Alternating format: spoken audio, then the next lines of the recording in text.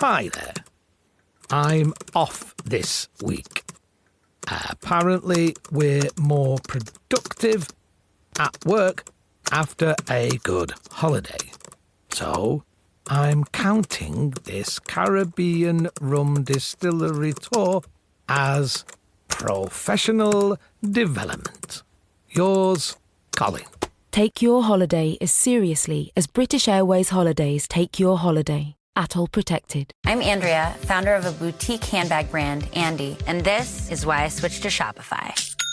I tried 3 other platforms prior to Shopify, and I remember my breaking point was when I would try to make one little change and my entire site would go down. Shopify made it really easy for me to shift everything over and hit the ground running. I was able to migrate my products and all of my customer information over. Get a $1 per month trial period at shopify.com/listen. Go to shopify.com/listen to take your business to the next level today. Pay attention. The ferry leaves at 10 a.m. Roads are busy. Great. Dad, pack the boot. Yeah. Rosie, got your teddy? Uh-huh. Honey, how's the car? Windows clean, car wax covered. I meant the tyres. Oh, sorted them at Quick Fit last week. Brilliant. Planning the perfect getaway this summer? Make sure your tyres are up for the job. Book today at quickfit.com or your local centre. Quick Fit. Drive away happy every time. Are you a lifelong fan of General Hospital? Are you a new fan who wants to know more about the history of the show? Do you enjoy talking about the show with others? Do you find yourself yelling at the TV?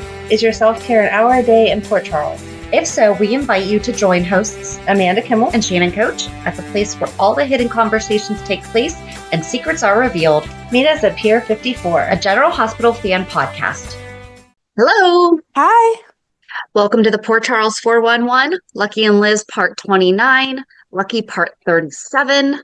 This week, I said it either last week or the week before, we are getting to the point where we are going to be moving more quickly. It's not going to be a week at a time, a month at a time that takes an hour. This week, we go from, it's 3 months, November 2007 through February 2008, but it does start to pick up. There's one coming up that it'll be a little bit longer because it's the end of Greg Vaughn. So I was like, well, we're not going to just cut off and then do 3 months not whenever you can just squeeze it in an extra 15 minutes. Right. Or however long it takes. I have no idea. But last week we talked about Sam was still trying to get in between Lucky and Liz, but then Lucky and Liz decided to get divorced, and Liz hired Diane and Lucky hired Alexis to be their attorneys. And Nikolas was hosting a ball. Yes. And that's where we left off, is that Nikolas was going to be hosting a big ball at the party at Wyndemere, sorry. And that's where we pick up today. So November of 2007, the night at Wyndemere is spiraling out of control. Oh, that was it. I'm sorry. We ended with Luke telling everyone to stay together because all the power had gone out, and Anthony Zaccara was kind of on the prowl, I guess. On the prowl. So, but Lucky and Liz had gone to the party together, right? I don't know that they went together, but they were all hanging out in that same group of people. Okay. So we pick up the night at Wyndemere is spiraling out of control as Lucky, Coop, Nikolas search for Liz amidst the growing chaos. Luke tries to keep everyone safe, but the threat of a killer on the loose looms over them all. Liz, disoriented by the dark and eerie silence of a house, opens a closet door only to have a body fall out. And a knife lodged in its back. Terrified, she grabs the knife and hides behind the door as footsteps approach. Opens the door, but sensing something's off, quickly leaves. When he's gone, Liz rushes out, passing a wall of candles and swords. One sword is missing. Meanwhile, Johnny confronts Liz, warning her that she needs to get to the ballroom safely, but she is skeptical, wondering if he might be the killer. Elsewhere, Sam grows increasingly concerned after spotting Anthony Zaccara lurking around, though she says nothing to anyone, because I think she was at the ball, but she was kind of like, because I remember she was watching Lucky and Liz, and she was kind of just peeking in on everyone, if that sounds, just being more of an observer. Fly on the wall. There we go. That's the phrase that we use. Her unease deepens when Lulu begins questioning Luke about Anthony, revealing that she doesn't trust him. Meanwhile, Nikolas is shaken by his blackouts, and he confides in Lucky about his fears. Remember, he had that big outburst at the police station. Lucky is understanding, but the situation takes a darker turn when Nikolas knocks him out during a moment of panic, unsure of his own actions. As the evening progresses, Liz is once again caught off guard by Jason, who finds her walking through the halls. She tells him about the body she discovered, and Jason, suspecting Anthony's involvement, decides to keep her safe by staying close. They flee to the barn, where Jason instructs her on self-defense, preparing her for the worst. Liz, however, is fearful of Sam revealing Jake's paternity to Lucky. Jason vows to deal with Sam once this crisis is over, but Liz is consumed with worry. As Nikolas becomes more desperate to find his brother, he reveals his blackouts to Emily, wondering if he could have attacked Lucky. Emily, concerned for Nikolas's health, warns him against taking matters into his own hand, but with the killer still on the loose and Lucky's whereabouts unknown, Nikolas insists on continuing the search. Back in the barn, Liz, Spinelli, and Nadine discover a madman with barely their pulse outside. Okay, so we're checking pulses on this one, so we are going to assume pulses were also checked. And Nadine is one of the characters from Port Charles, the nighttime soap opera. Right. This was one of those crossover. Well, I think that they just came to General Hospital. I don't think it was actually a crossover between the episodes or the shows. They bring him in, attempting to revive him, while Liz quietly processes everything. Meanwhile, Nikolas's mental state continues to deteriorate, and he insists on finding a weapon to protect himself as he goes looking for Lucky. Emily fears his volatile state could put everyone in danger, but Nikolas is adamant. Jason is focused on protecting Liz, and he leaves the barn and Spinelli feeling inadequate and struggles with his lack of action. Nadine reassures him, but the tension only deepens as they realize the killer could be anywhere. With the clock ticking, Lucky, Liz, and others run out of time to find the truth and stay safe, while the storm of emotions and secrets continue to brew around them. As Luke, Jerry, and others debate their next move, Sam presses Luke for information on Lucky's whereabouts. Luke reassures her that he's out searching for Liz, but Sam's anxiety about Jake's paternity and Lucky's safety keeps her on edge. The chaos begins to unfold with Maxie's disappearance. Georgie and Cooper, desperate to find her, are met with resistance from Logan, who chastises them for worrying about Maxie's safety in the midst of all that's happening. Why would you chastise that? I feel like that's... Right, you're worried about everyone, and she's not in the group, so where is she? Right, and we've already found 2 dead bodies. I think. I forget how many we have. We may have had some last week. I don't know. This leads to a heated confrontation between Georgie and Logan, where she fiercely defends her sister. Meanwhile, Maxie finds herself at the mercy of Anthony Zakara, who captures her and threatens her life with Russian roulette. In a stroke of luck, Maxie escapes and stumbles into Lucky's arms. He immediately comforts her and gets her to safety before rejoining the others. Though confused, Lulu comes to terms with the fact that defying Jason's orders only put her in more danger. Spinelli reluctantly follows orders, knocks Lulu out to prevent her from running into danger. Okay. He knocked her out? I feel guess like so. That's probably a different phrase. We can't see Spinelli punching if he's following orders. Maybe he did like the sleeper hold or something. I don't know. At the barn, Liz and Paige find a dying gunman who mutters the words Zakara before passing away. When Jason arrives with Lulu and Johnny, Liz embraces him, visibly relieved.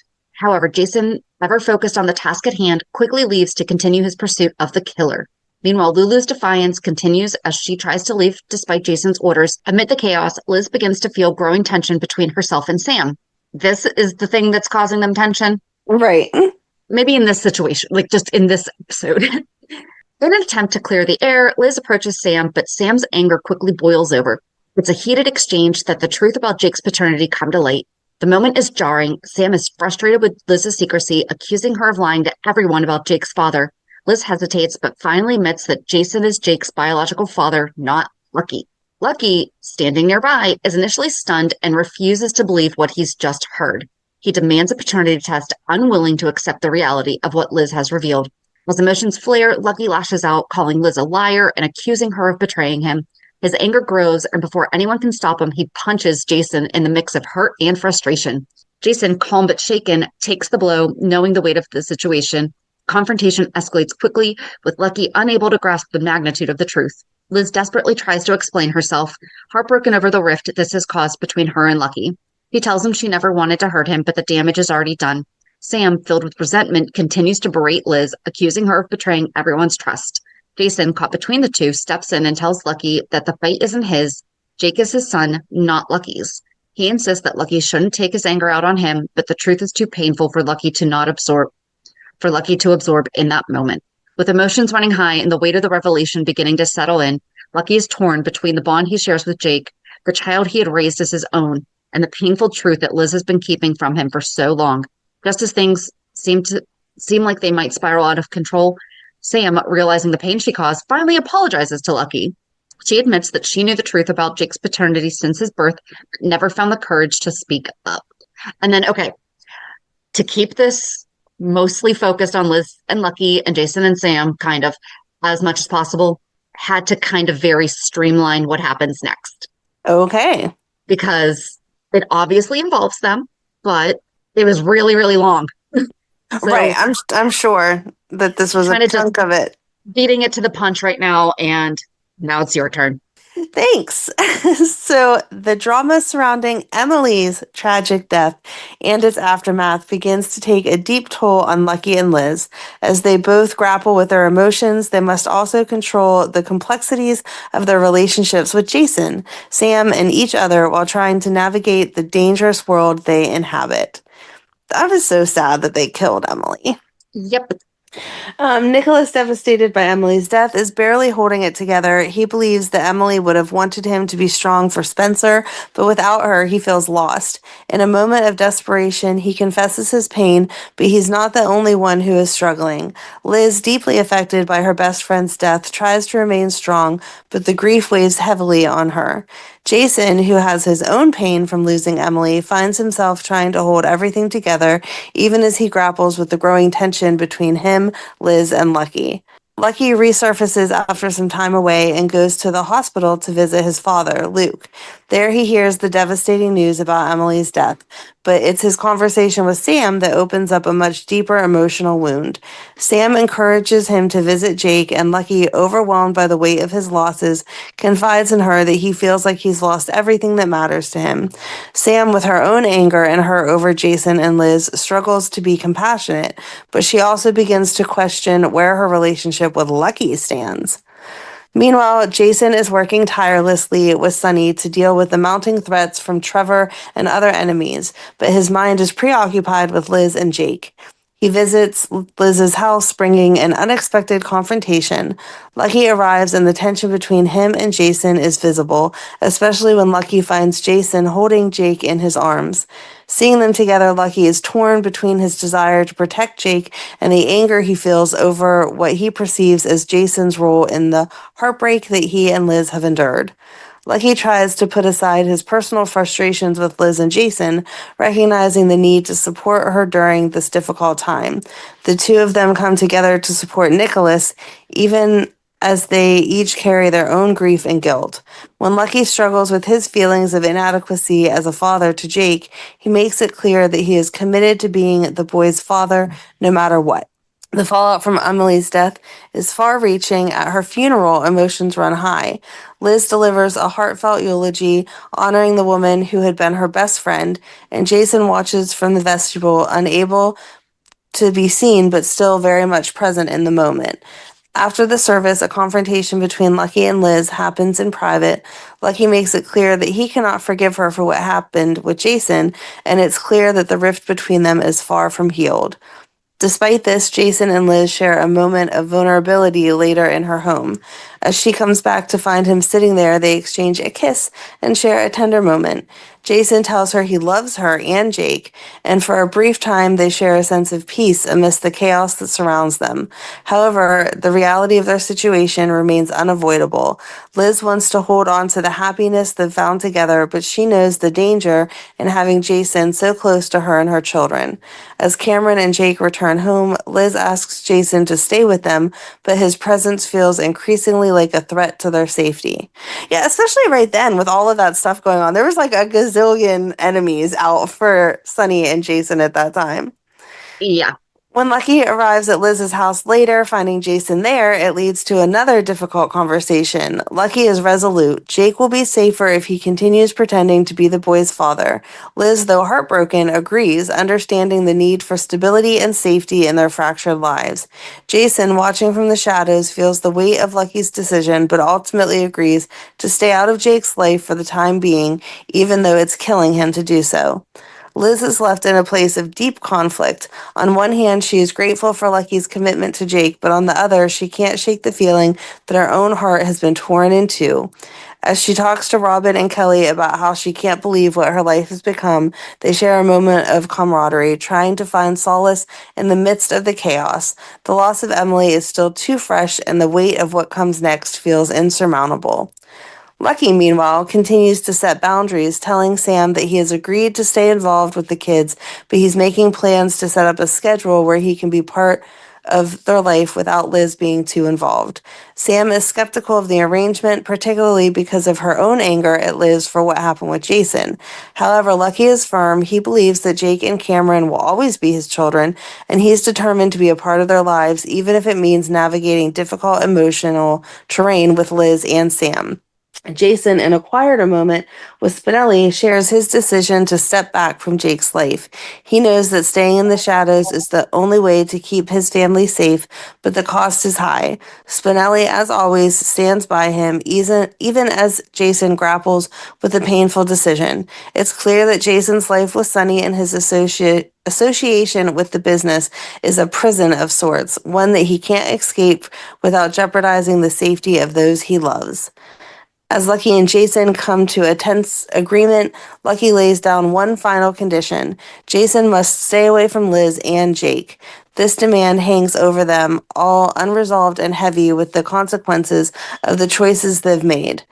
I mean, I feel like that is not nice coming from Lucky, like it would be hard to swallow, but at the same time, like obviously, what's the point of not admitting that he's your son and then hanging out there every day? The bad guys are going to realize they're important to you, biologically related or not, and come after them.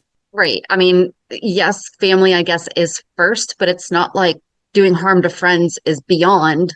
Exactly. Like, I feel like Lucky was actually thinking things through there. He wasn't just being territorial. But I also do believe, and I mean, this could just be TV telling me, but I do believe that there is kind of like an unspoken word that you don't hurt kids. Yes. Like, I feel like that's... I mean, it's supposed to be women and kids, period, are off limits, but they were dealing with sometimes the women are people. Also in charge. True. But unless they are, like, part of it, right? Like, they're not supposed to be, Exactly. So they're not supposed to be allowed to be targets. Right. As the aftermath of Emily's death settles over Port Charles, Lucky and Liz are left grappling with grief and fractured relationships. For Lucky, the loss of Emily, someone who has been like a sister to him, has left a void, one that is further complicated by the emotional distance between him and Liz. He confides in Alexis, admitting that the connection he once shared with Liz has broken down, leaving only their shared responsibilities as parents. Despite their best efforts to put aside their differences for the sake of the children, their relationship is strained. Liz, too, is struggling. The pain of losing Emily has hit her hard, and it's more than just mourning her best friend. It's the weight of everything else that's falling apart in her life. At Jake's, she finds herself succumbing to anger and sorrow, too much to drink, and unleashes her frustration on Patrick. With her friends urging her on, Liz calls him a coward for refusing to take on the responsibility of fatherhood. This outburst is only the beginning of a series of emotional upheavals as Liz tries to cope with her grief, her loneliness, and the unraveling of her relationship with Lucky. Robin wasn't pregnant yet then. They were just talking about kids, and he said he didn't want them. I believe so. I'm pretty sure. I think it was also just talking about the seriousness of a relationship. Like, he had only basically just finally agreed to a permanent relationship, not even necessarily marriage, but... Yeah, because Night Shift was running at this time, and there was a scene on that show that Robin had fallen in love with a baby, and that got started all the baby talk. So, yes, not saying that Patrick wasn't a jerk in his own ways, but that was kind of unrealistic that it was like, oh, we've been dating a week. Did you want babies? Right. Meanwhile, Sam continues to develop feelings for Lucky despite her initial reservations. She is straightforward about her motivations, admitting that part of her still wants to get back at Liz, but she insists that her feelings for Lucky have grown genuine. Lucky, however, is hesitant. The scars from his past, particularly with Liz, make him wary of rushing into anything with Sam. When she suggests moving in together, I'm not sure if I want a relationship with you. Do you want to move in? Mm-hmm. Lucky surprises her by agreeing, though they both decide to take things, They both decide to take things slowly.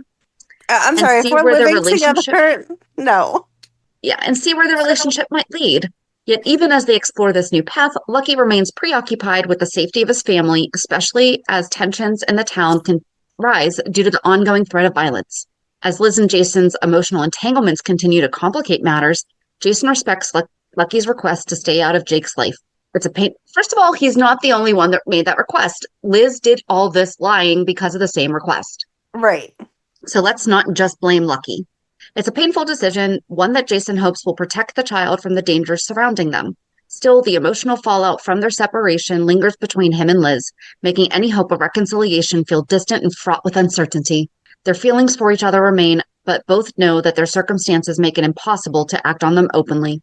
Their connection, once strong, is now fraught with secrecy, fear, and the consequences of their choices. The rift between Jason and Lucky deepens as their personal grievances and the weight of Emily's death surface. In an emotionally charged confrontation, Lucky accuses Jason of being responsible for Emily's murder, blaming his ties to Sonny and the mob for bringing danger to their lives. However, Nikolas is not perfectly clean. And wasn't Nikolas who brought Anthony, I thought. Was that one? I don't remember. I thought that Nikolas working with Anthony Zakara. No, I don't know what I'm thinking. Why was I thinking that? Oh, maybe I'm thinking of Jerry. I think I'm thinking of Jerry because Nikolas was working with Mr. Craig, which was Jerry. Okay, yes. Okay, so, okay. Jason, while hurt by the accusation, remains focused on the larger issue, finding the killer and protecting those he cares about. His relationship with Lucky becomes strained, but the urgency to uncover the truth keeps him moving forward, even as his personal feelings cloud his judgment. In the midst of his turmoil, Jason and Liz find moments of solace in their clandestine relationship. Despite the dangers surrounding them, they come together in secret, sharing tender moments and quietly admitting their love for one another. Though they are aware of the risks, especially the threat posed by the Zakaras, they decide to keep their bond hidden, prioritizing Jake's safety above all else. Their stolen moments together are a bittersweet reminder of what they once had and what they've lost, but also a glimmer of hope in a time of uncertainty. As Christmas approaches, the characters continue to navigate the complexities of their relationships. Jason watches from a distance as Liz and her children celebrate, feeling the weight of the life they could have had. Liz is still reeling from Emily's death and comes to realize that life is too short to hold on to regret and fear. Jason takes Liz to the safe house that he secured through Max, a place they can escape to without the fear of being seen. It's a brief respite from the chaos. They kiss, prepare to share a quiet meal, but the moment is cut short when Spinelli calls. The police are at the penthouse, questioning him about Georgie's murder. Jason rushes off, and Lucky, along with Detective Harper, confronts Spinelli with emails Georgie never sent, heartfelt messages revealing her feelings for him. Spinelli, shaken and overwhelmed, insists he had no idea that she cared for him in that way, and he denies harming her. When the police press harder, Jason intervenes, offering Spinelli an alibi and demanding they leave. Though Jason protects his friend, the weight of everything Spinelli didn't realize about Georgie's heart lingers. He mourns the love he missed, afraid he may never find it again, and Jason tries to reassure him, but they both carry unspoken grief. Unsent text messages just... I'm Andrea, founder of a boutique handbag brand, Andy, and this is why I switched to Shopify. I tried 3 other platforms prior to Shopify, and I remember my breaking point was when I would try to make one little change and my entire site would go down. Shopify made it really easy for me to shift everything over and hit the ground running. I was able to migrate my products and all of my customer information over. Get a $1 per month trial period at shopify.com/listen. Go to shopify.com/listen to take your business to the next level today. For one night only, you could play the Traitors Live experience alongside former Traitors players and other famous faces at a special evening presented by Claudia Winkleman, raising money for comic relief. You could take on the likes of Rochelle Humes, Nish Kumar, Rosie Jones and Scott Mills, and legendary players including Linda, Mina and Diane. For your chance to enter and to see full T's and C's, go to comicrelief.com/traitors. This message was brought to you by Comic Relief in partnership with the lovely people at Acast. Well, it was actually the book that you recommended to me, that Mad Honey book. Okay. You recommended it like years and years ago through Val. You didn't read it, right? I never read Val it. read it? Nope. Okay. Val read it, yep. Yep. I'm like, where does this sound familiar? Oh, it was, watch those unsent messages, guys. Do.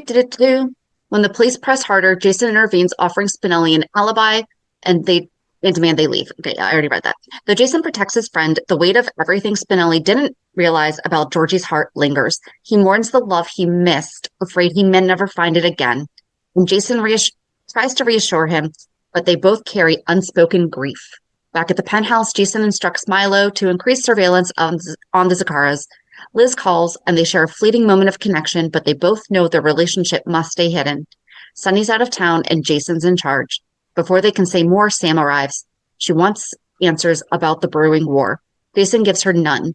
She warns that if Jason truly believes he could protect everyone, he'd be with Liz and Jake. Her words sting because they're true. Oh. Yeah. Elsewhere, Nikolas talks with Emily, her presence still vivid in his mind. Lulu and Lucky stop by, concerned about his worsening condition. Nikolas admits that Emily's death has changed him and that he feels her calming presence even in grief. He confesses he's unsure whether he could have hurt her in rage and tells Lucky to keep digging no matter where it leads. Liz arrives and she offers support, though she knows she is no longer part of the family. Lulu reminds her otherwise. When Liz leaves, her phone rings and it's Jason. He tells her he wants to see her, but once again, duty calls. Johnny Zakara is on the move. Jason hangs up, promising her that by midnight on New Year's Eve, they'll finally be together. At the safe house, Liz finds canvases and paint, Jason's Christmas gift. He calls to explain that he can't join her. She hides her disappointment and begins to paint, but before long, she packs up and quietly leaves. Meanwhile, Lucky's ringing in the New Year at Sam's apartment. They skip the party and share an intimate evening alone. The next day, Lucky and Liz have a strange encounter at the hospital. He casually questions where she was on New Year's. She dodges, and they agree to try friendship again. Lulu interrupts, pulling Lucky away to check on Luke, who's up to his old tricks, smuggling Cuban cigars with his contact Ernesto. Tracy catches them and scolds Luke, with Lucky and Lulu backing her up. Later, Liz tries to set a dinner date with Jason, but he's swamped. At the hospital, she runs to Epiphany, who is reeling from the death of her son, Stan. Dr. Ford offers Liz sympathy and an early leave, and Epiphany, heartbroken, asks Liz to help her find answers. The two storm into Jason's office, interrupting a conversation with Carly. Epiphany demands that Jason find out who killed her son. Liz reminds him that Stan wouldn't have been involved unless someone from Jason's world made it happen. Jason and Spinelli agree to dig in. Once they leave, Carly questions why Liz was even there. At the hospital? No, they must have been in somewhere else. Okay. Jason later visits the hospital to warn Epiphany that the right answers might be hard to hear. Liz tells him she's on break, and Carly quietly watches from a distance. At the hospital, Sam sees Liz struggling to arrange childcare and taunts her, suggesting Lucky bring the boys to Sam's apartment. Liz refuses to let Sam near her children. Sam lashes out, calling Jason a coward who prioritizes Sunny and the business over his own son. Liz walks away and heads to the safe house, where Jason is looking at one of the sketches of Jake. Liz convinces him to sit for a new portrait, Jason holding Jake. Afterward, they kiss, clinging to the only moments they can steal. Meanwhile, Sam vents to Carly, revealing Jake as Jason's son. Carly refuses to believe her, at first accusing Sam of jealousy, but Sam doesn't back down. She recounts the DNA test and the birth, and Jason's quiet acknowledgement. Carly is rattled. She insists she'll go to Jason and hear the truth from him, but the truth is the one thing Jason keeps hiding. Jason stares at a Christmas photo of Jake, quietly telling Liz their son looks happy. She reminds him he should be part of that happiness, but Jason holds firm. They agreed it's safer for no one to know the truth. Liz worries it was a mistake to bring the picture, but Jake says he needs to see for himself that Jake is safe. Being near her, even briefly, makes the burden easier to carry. As they part ways, a photo of Jake is left behind on the floor. Back home, Liz tries to manage a chaotic evening with Cameron as he sneaks candy. The moment is interrupted when Carly arrives, locks eyes with Jake, and realizes the truth.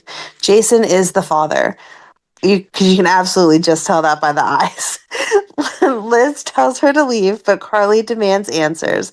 Liz ushers the kids into the other room, but when she returns, Carly is still there, relentless. She accuses Liz of using a baby to trap Jason, convinced Jason would never willingly give up his child. Liz fires back, accusing Carly of being bitter that Jason didn't confide in her. The confrontation turns ugly. Carly slaps Liz, accusing her of getting pregnant on purpose, and mocks the choices to name the baby after Jason. Liz demands to know how Carly found out. Carly refuses to say, but Liz realizes it was Sam. Once Carly finally leaves, Liz collapses onto the couch, shaken, staring at a photo of Jake. Jason later visits Sunny, who's preoccupied, leaving a message for Kate. They reflect on the personal sacrifices that come with their world.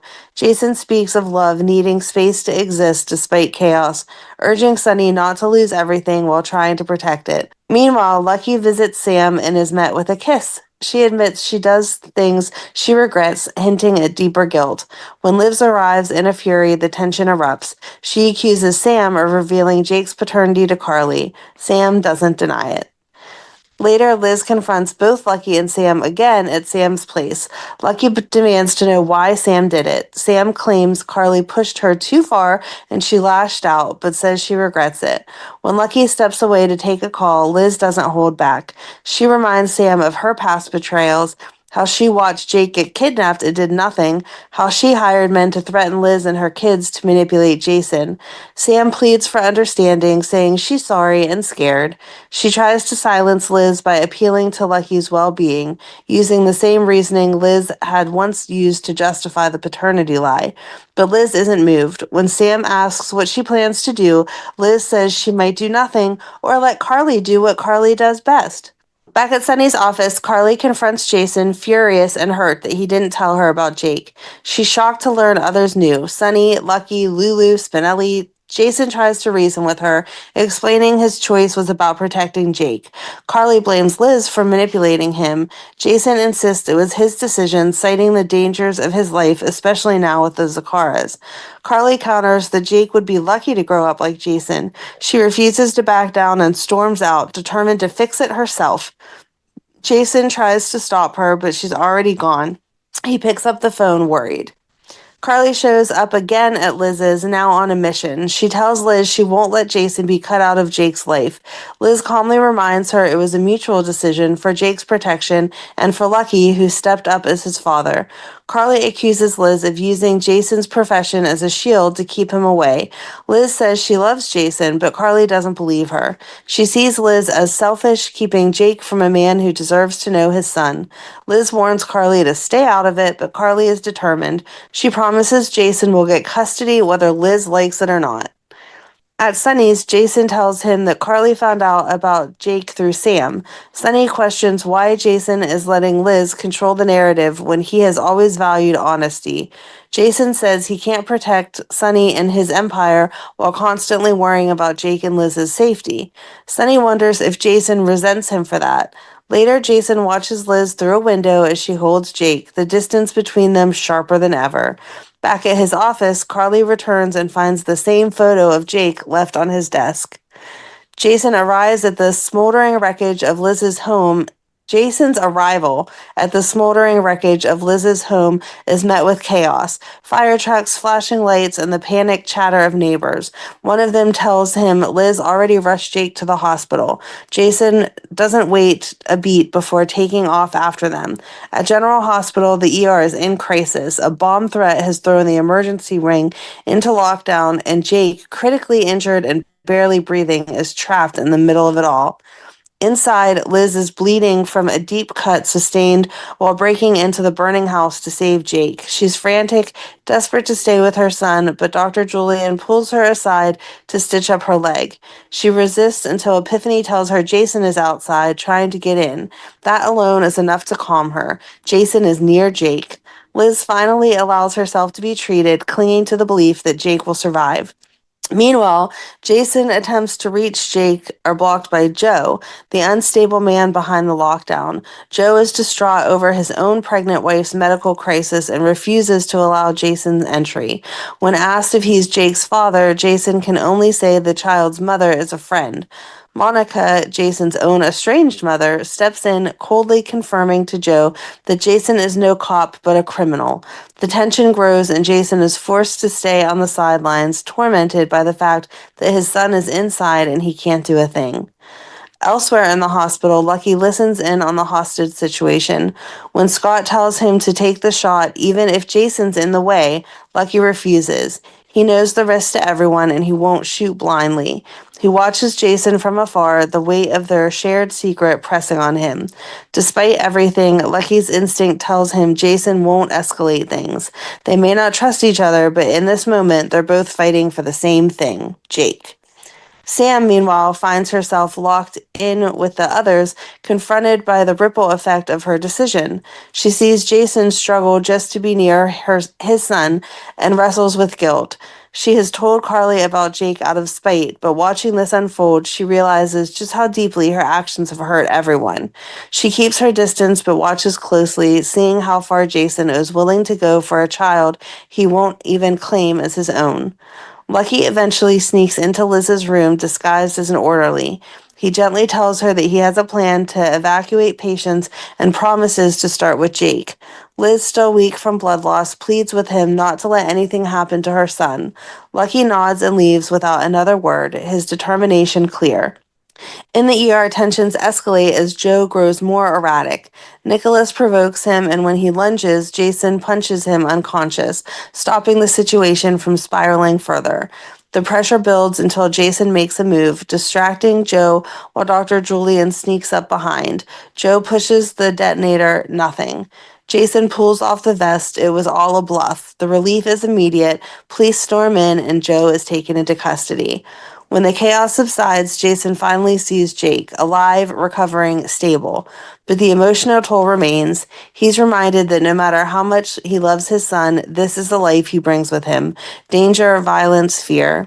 Sam lingers in the background, quietly watching the bond between Jason and Liz play out.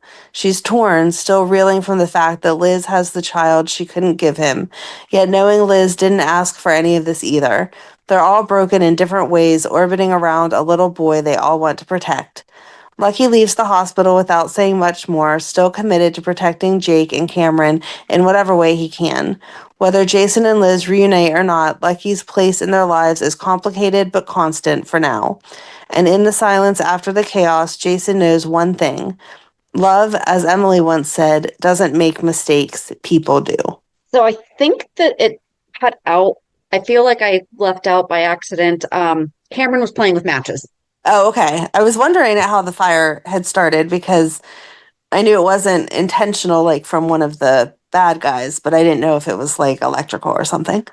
No, and I can't remember if it happened while Carly was at her, because Carly came to her house and yelled at her. And I think maybe they stepped outside or something because it said that she had to fight to get in. Yeah. Yes, I think that was it. Either way, it was definitely an accident. It wasn't arson or anything. So Dr. Leo informed Liz she wouldn't be discharged yet. Her leg wound was still too fragile, and he feared she'd reopen the stitches. But Jake had been cleared to leave, and Lucky brought him to see her. Liz lit up at the sight of her son, her arms immediately reaching for him. The joy in her face softened the hospital room's cold edges. She asked if Lucky could stay with the boys while she recovered, and he agreed without hesitation. Jason, who had come to check on Liz, watched from the hallway, silently observing the warmth between her and Lucky. He didn't interrupt. Lucky left with Jake, not realizing Jason had seen them. Jason stepped toward Liz's room, but Dr. Leo arrived to examine her. Jason quietly turned back. When the door opened, Liz's heart briefly lifted, hoping it was Jason, but it was only Leo. Her disappointment was subtle but unmistakable. Later, Dr. Julian stopped in to check on her. Liz confessed she wasn't sleeping and was having disturbing dreams, visions of the fire and Jake's cries haunting her. She asked for art supplies and then paused, uncertain. What day is it?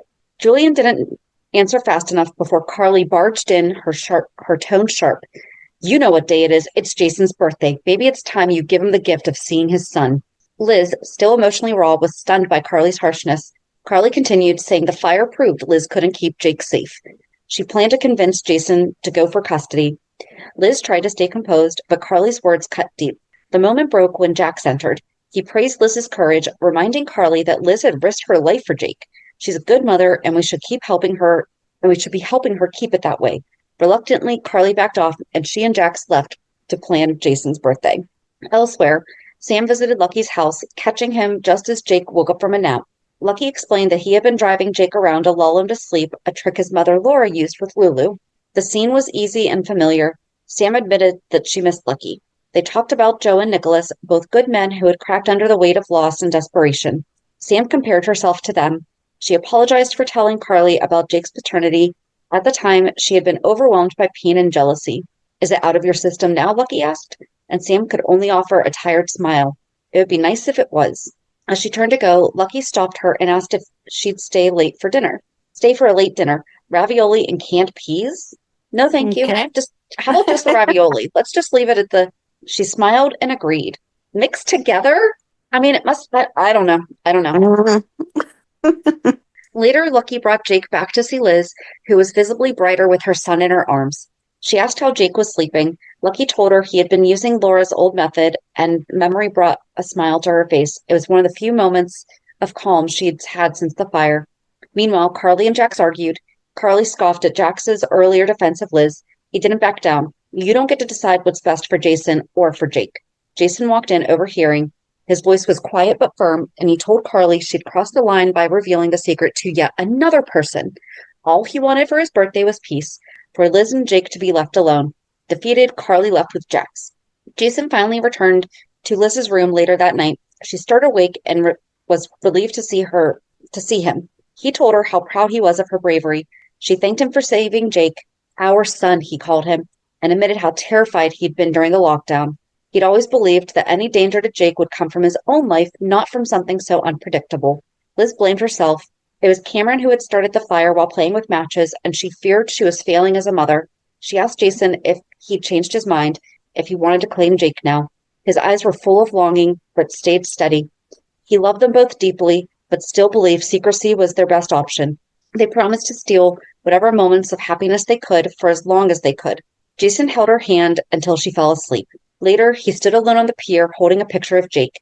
His voice cracked as he whispered, "Will you forgive me?" In her hospital bed, Liz suddenly woke up with a gasp. At the same time, Lucky found himself thrown into a new crisis. Sam, Mike, and Alexis were all shaken after being targeted by the text message killer. None of them had seen the attacker's face, just a figure in black wearing a ski mask and gloves. Mike urged Alexis to go to the hospital, but she insisted on heading to the police station. She and Sam joined Lucky on the docks to look for Alexis's lost keys from the struggle. Then their phones buzzed simultaneous messages from the killer. Alexis read, "Now you'll die slow," and Sam's read, "And you'll watch." Back at the hospital, Liz tried to rest, but was plagued by another nightmare. She dreamt of Jake crying for her all through the smoke and flames. She jolted awake, disoriented, and ran into the hall. Julian and Robin found her and gently brought her back. She confessed the sedative had made it worse. Robin gently suggested it was more than bad dreams, it was trauma.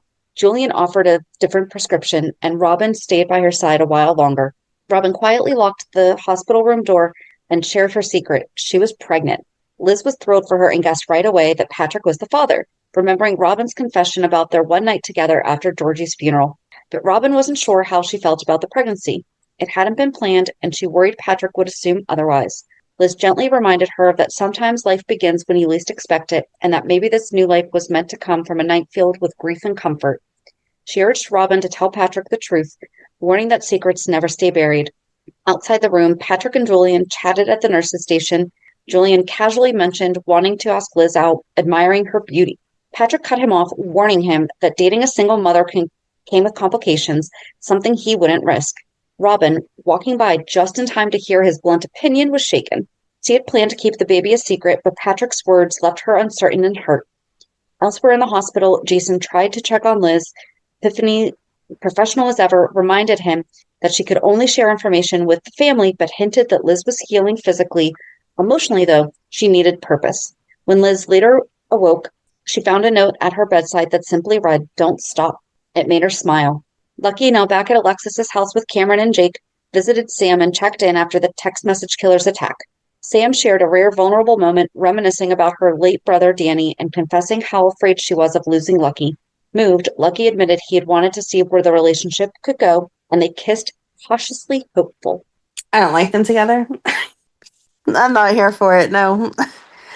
Later, after being called away on police business, Lucky left Liz in Sam's care. When Liz arrived to pick up her son and found him in Sam's arms, her reaction was swift and furious. Still recovering and clearly in pain, she demanded Sam leave and warned her to break things off with Lucky or she'd tell him everything about the kidnapping, the threats, and Sam's role in both. Sam pleaded, saying she was falling in love with Lucky. Liz, cold and exhausted, said Sam didn't deserve someone like him. Before the argument could go further, Liz nearly collapsed from still healing injuries. Sam caught her and helped her to the couch just as Lucky returned. Liz insisted she was fine, but Lucky saw the truth. The house was still unlivable, and Liz wasn't well enough to care for the boys. When Sam offered to help, Liz refused. She wouldn't let Sam near her children. Sam tried again to make peace, but Liz stood firm. Lucky overheard enough of their argument to demand answers. Liz wouldn't say more at first, telling him to ask Sam, but Lucky pushed. He wanted honesty. Finally, Liz told him Sam had watched Jake be kidnapped and had done nothing. Worse, she'd hired men to fake a threat against Liz and her children. Lucky was stunned. Later, he walked the docks trying to clear his head. A teenager, one already known for supplying Michael with a gun, approached him trying to sell drugs. Lucky snapped. He grabbed the bag, wrestling with the dealer, and drove him off. Alone, he stared down at the pills. The temptation lingered. Behind him, Jason watched in silence. Lucky finally tossed the bag into the water. He turned and saw Jason. Bitter, defensive, he asked if Jason was wondering whether Lucky would relapse or whether he could be trusted with Jake. He admitted the danger of false security, of believing you truly knew someone. Then, meeting Jason's eyes, he added, "But I don't have to tell you that." He walked off, leaving Jason alone with the weight of his own sacrifices, still aching over the child he could never claim and the family he could never have. Jason stayed on the docks alone with the truth he had helped create. Lucky sat silently beside Liz's hospital bed until she stirred. Surprised to see him there, he admitted he'd been thinking about his recent choices, how he'd mishandled everything with both her and Sam. He apologized once more for how deeply he had hurt her during their marriage. Liz assured him he didn't have to keep saying sorry. So she went back to the hospital, I'm guessing? I guess, yeah. Lucky confessed that earlier he had gone by his house, but what? Lucky confesses that earlier he had gone by his house and seen Sam through the window, sitting alone, candle lit, waiting for him. It left him feeling manipulated and deceived, like everyone had been shielding him from the truth.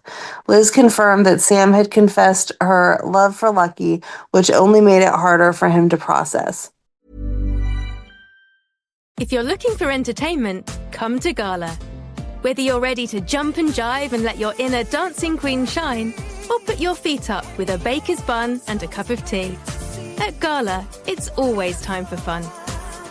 Gala Bingo, where a little joy goes a long way. 18 plus terms apply. Please gamble responsibly. Back home, Lucky found Sam asleep on the couch.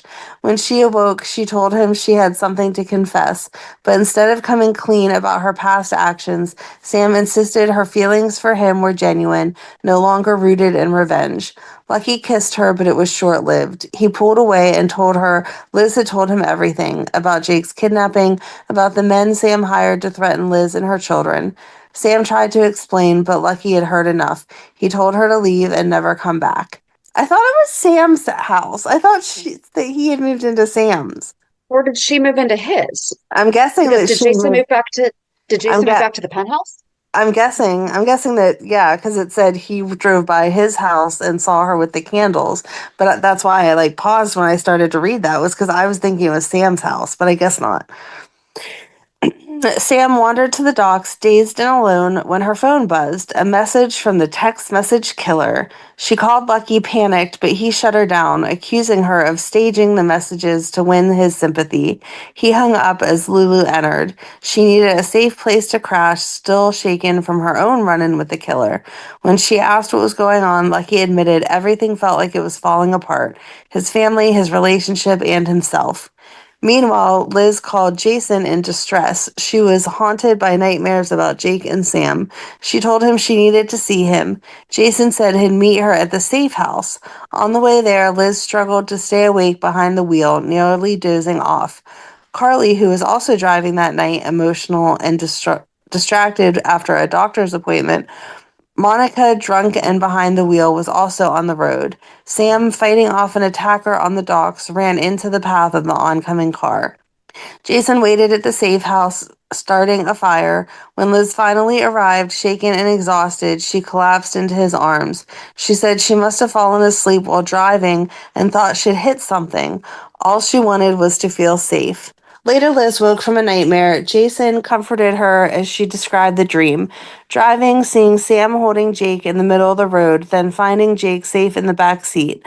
Liz admitted she loved being with Jason, but longed for the idea of a real family, something he still struggled to fully understand. The next morning, Jason noticed blood on Liz's car. Assuming she hit an animal, he went to the crash site to investigate and found police already there. He soon learned that Sam had been the victim of a hit and run. He kept his distance, not revealing Liz's possible involvement. At the hospital, Liz overheard Lucky talking about the attack. She visited Sam's room and stood silently by her bedside before Jason called.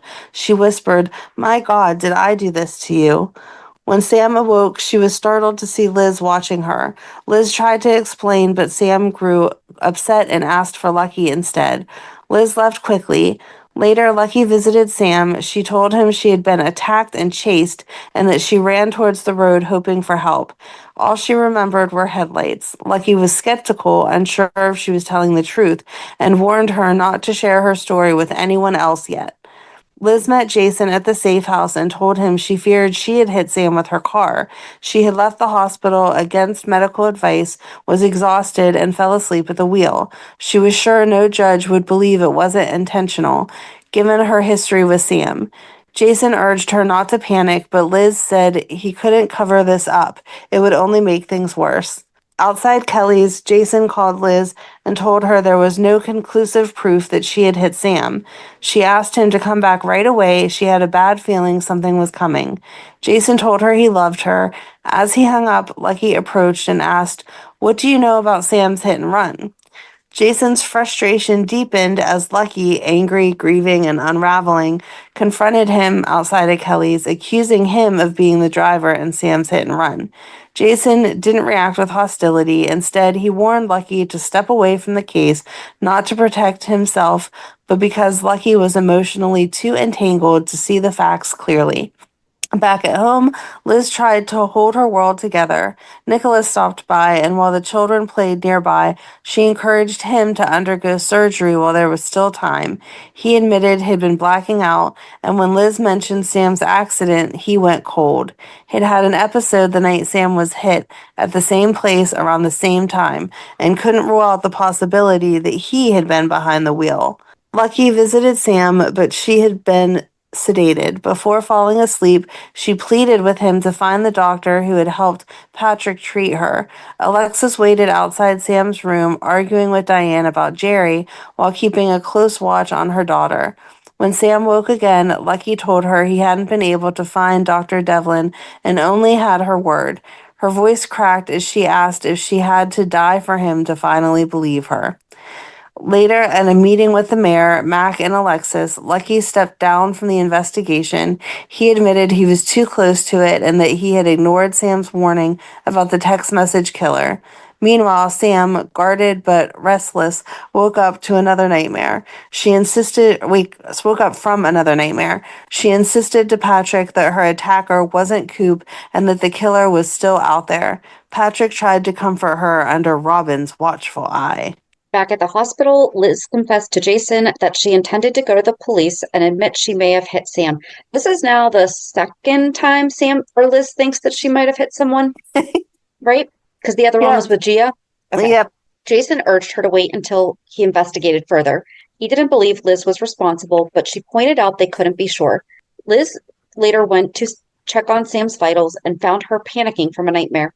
Liz apologized, and when Sam asked why, Liz said she must have been talking in her sleep. Sam remembered seeing headlights, but nothing else. Lucky arrived and told Sam her phone had been recovered, but the messages were gone. He reminded her that it was no longer his problem. She was devastated by how quickly he had stopped believing her. Elsewhere in the hospital, tensions ran high.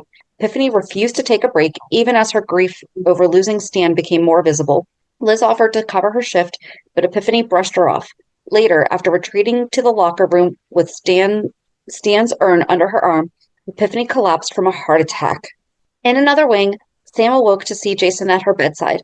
She was cold and distant, blaming him for the pain she felt over Liz having his baby. Jason didn't deny her hurt. He simply told her he was sorry. Sam questioned if Liz had softened him or if he was just trying to ease his guilt. Liz, meanwhile, told Lucky that she believed she might be responsible for Sam's accident. As she explained her exhaustion and decision to leave the hospital early, Lucky stopped her. He blamed himself for throwing Sam out, and instead Jason was the one hiding something. He coldly asked Liz to keep her distance for Jake's sake. His words stung, and she was left to wonder if any of them could ever truly do right by their son. Later, Liz met Jason on the roof, where he warned her again. The text message killer could be out there. Jason's worry wasn't just about the case, it was about protecting Liz and Jake from a danger they still couldn't see. At the hospital, Devlin asked Liz to make sure Sam returned to her room safely. Liz hesitated, warning him that she and Sam had a personal history, but he insisted that she treat Sam like any other patient. Sam told Devlin that she and Liz shared a man and said honesty wasn't Liz's strength. Once Devlin left, Sam dismissed Nadine's offer to walk her back and insisted that she stay to confront Liz. Sam brought up Liz's confession to Lucky, saying that since Liz opened that door, it was her turn now. Liz pushed back, feeling threatened, but Sam claimed she was simply stating facts. Nikolas soon interrupted, pulling Sam aside to talk. He confided that he had blacked out while driving near the time and location of Sam's hit and run and feared he could be responsible for Sam. Still recovering but touched by his vulnerability, assured him she wouldn't blame him if it turned out to be true. Liz overheard and for a moment hoped that maybe it hadn't been her car after all, until Jason arrived and dispelled the idea with facts from the police report. Liz's car had damage, Nikolas's did not. Meanwhile, Rick called Liz to his apartment under the guise of a medical emergency. She found him and Mariana battered. Mariana, with Mariana in Rick's robe.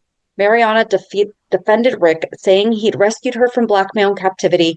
Liz remained skeptical. When Mariana left the room, Rick admitted Sky had signed over the waterfront property to him, likening it to giving dynamite to the devil. Liz warned him not to ruin another woman's life under the guise of helping her. When Rick brought up Jake's paternity, Liz grew defensive and walked out. Mariana, alone again with Rick, noted that Liz didn't trust him and Rick didn't argue.